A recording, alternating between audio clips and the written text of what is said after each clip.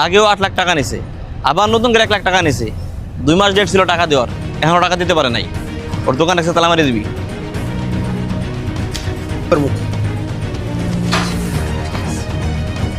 ভাই দোকান থেকে বাইরে আন। এই দোকান থেকে বাইরে আও।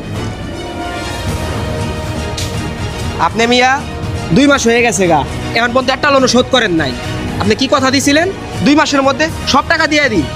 আজকে আপনার দোকান এই যে বস্তা নিয়ে আইছি, তালা মাইরা দিব ভাই। ভাই আমার আরেকটু সময় দেন ভাই। আশিক এবড়া ইঞ্জিনের কাজ করাইতে হবে, ইঞ্জিন দি নষ্ট হয়ে গেছে। 13 নম্বর ডালি ডাম দি আনতাছি খারাপ।